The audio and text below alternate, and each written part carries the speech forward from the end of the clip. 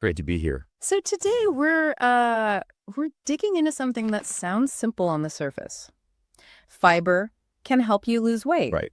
but the catch is only a specific type. And honestly, it gets way more nuanced than I first thought. It really does. Yeah. And that's our mission today, isn't it? To go beyond that kind of general advice. Exactly. We've got these sources, and we're going to unpack which fiber is the key player for weight loss, how it actually works down at the gut level, and why some forms are just better.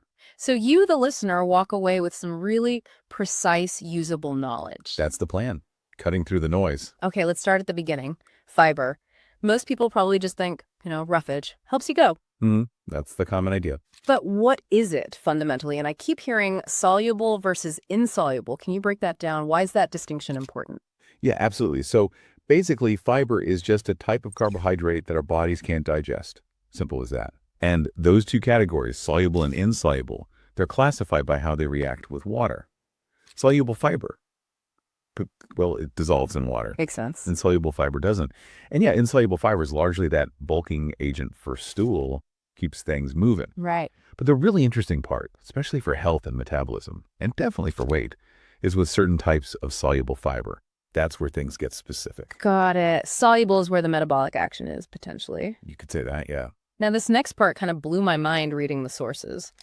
The gut microbiome. We're talking, what was it? An estimated 100 trillion bacteria. Trillion. Yeah. Mostly in the large intestine, often called the gut flora. That number is just staggering. How does something we can't even digest, like fiber, interact with this whole internal world? It seems counterintuitive. It does seem that way at first, but it's an incredible partnership, really.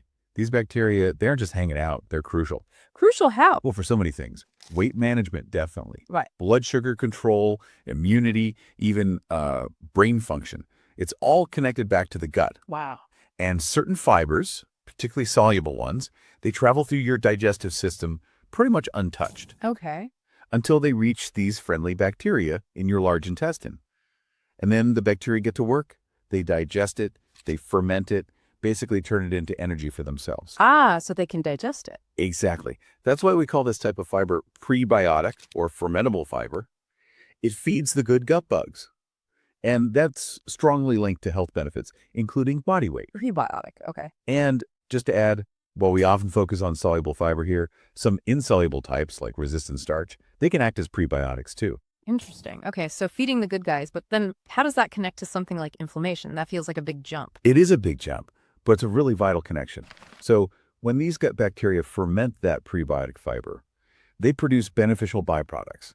The main ones are called short-chain fatty acids. Short-chain fatty acids. Right. Okay. Yeah, and these little molecules, they actually nourish the cells lining your colon. This directly reduces gut inflammation and improves related inflammatory disorders. So it works right there in the gut lining. It starts there, yeah. But we need to distinguish, like acute inflammation, short-term stuff. That's your body fighting infection or injury. That's good. Right. The problem is chronic low-level inflammation. Oh. That's when the inflammation just simmers along, potentially attacking your own tissues. And it's linked to major chronic diseases, cancer, Alzheimer's, metabolic syndrome, the list goes on. That's the dangerous kind. That's the one. And what's fascinating is that studies, observational ones, show that people who eat a lot of fiber tend to have lower levels of inflammatory markers just floating around in their bloodstream. So the gut bacteria are kind of sending out peace signals to the rest of the body. That's a great way to put it, yeah, by munching on that fiber. Okay, that connection is powerful. Now, let's pivot to the reason many people are interested in fiber in the first place. Appetite control. Feeling full. Losing weight. We kind of take it for granted that fiber does this, but the sources were clear. It's not all fiber, is it? No, it's definitely not. You hit the nail on the head there. Only certain types of fiber really excel at this. And those are? The key word is viscous. Viscous fiber. The rule is basically the more viscous the fiber, the better it is at reducing appetite and food intake. Viscous, like thick, sticky. Exactly. Think of honey compared to water. Honey is much more viscous. Right, okay. So specific viscous soluble fibers, things like pectins, beta-glucans, psyllium, glucomannan, gargums, when they hit the water in your gut, Yeah. they thicken up. They form this gel-like substance. Oh, a gel. Right. And this gel literally slows the emptying of your stomach. Right. It increases the time it takes to digest and absorb nutrients. So you just feel fuller for longer. Precisely. A prolonged feeling of fullness and reduced appetite. And what's really interesting is some evidence that suggests this effect might specifically help target belly fat. Oh, the really harmful kind. Yeah, the visceral fat around your organs that's strongly linked to metabolic disease. So it's not just about overall weight, but potentially where you lose it from. That's huge. Okay, so we got the science. Viscous soluble fiber is the star. For the listener thinking, right, what do I actually eat? Where do we find this stuff? Good practical question. And the good news is it's found exclusively in plant foods. Makes sense. Think beans and legumes, flax seeds, asparagus, Brussels sprouts, and oats. Those are some really rich sources. Oats, like porridge. Okay. Yep. But here's a really important piece of advice. Mm-hmm. If you're going to up your fiber intake, especially this viscous kind, do it gradually Why is that? because your body needs time to adjust. Ramp it up too fast and you might get, well, uncomfortable. Think abdominal discomfort, cramps, bloating, maybe even diarrhea. Oof. Okay, slow and steady. Definitely.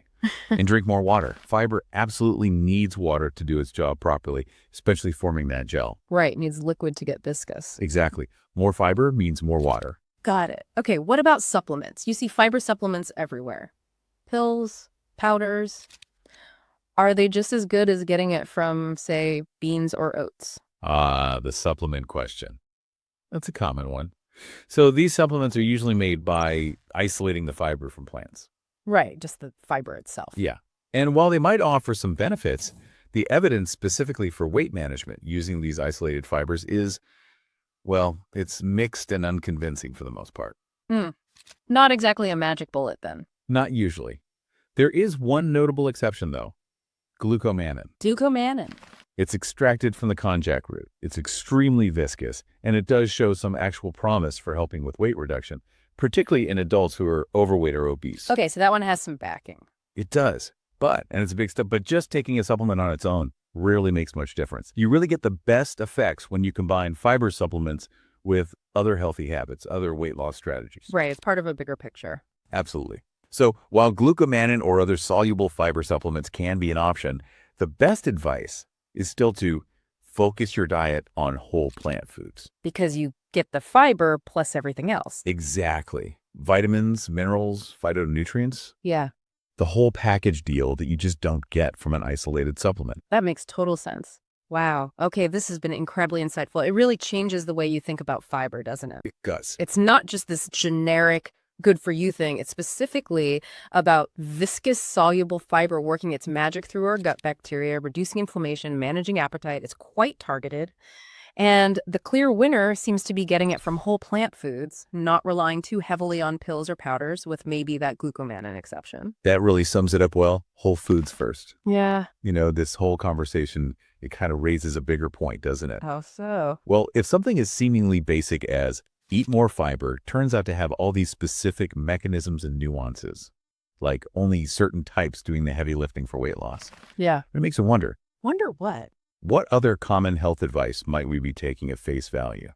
You know, advice that could benefit from a deeper dive, looking beyond the headlines to understand the specific why and how behind it. That's a really interesting thought, like questioning the details behind the general recommendations we hear all the time. Exactly. Encouraging a bit more curiosity about how our bodies actually work and why certain strategies are effective.